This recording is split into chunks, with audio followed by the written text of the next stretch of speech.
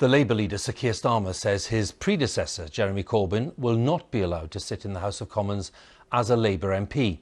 He was reinstated as a member of the party yesterday after a 19-day suspension following a report into antisemitism in the party. Mr Corbyn had said the problem had been overstated. Our political editor, Laura Kuenssberg, is at Westminster. Let's talk about the impact of this decision, Laura. Well, Hugh, none of our viewers are going to need any reminding about just how much angst there was in the Labour Party about allegations of racism towards Jewish people during the period when Jeremy Corbyn was in charge.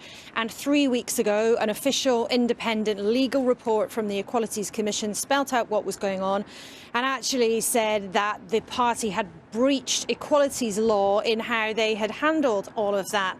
Now, Jeremy Corbyn at the time, in a post on Facebook and then when speaking to the cameras, seemed to understate that, seemed to claim that it had somehow been exaggerated.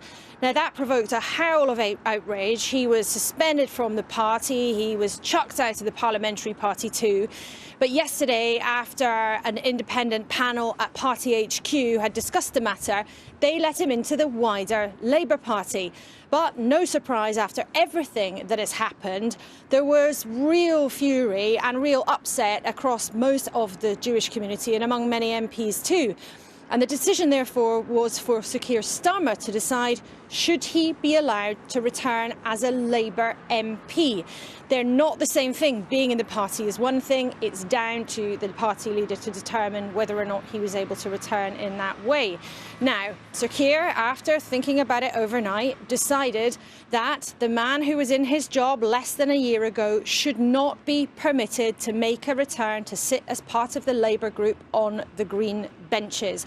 Sir Keir Starmer's position is that Jeremy Corbyn has undermined his attempts to try to crack down on anti-Semitism and therefore he simply should not be allowed back in. But given how strongly people have felt about this all the way along, there's real anger and fury among Jeremy Corbyn's tribe, if you like. Despite last year's terrible election defeat, he still has a noisy band of supporters among union leaders, some members of the party and maybe a couple of dozen MPs. The question now is how hard they are going to fight to try to get him back in. How much are they going to organise to try to keep this campaign going to reinstate the man for who some Labour MPs is something of a folk hero. But I think the wider question for the Labour leader really was this. The solemn promise he made to the Jewish community and the public was that he was going to crack down and show no tolerance towards anti-Semitism whatsoever. And given that, I'm not sure he had very much of a choice over the decision that he made today.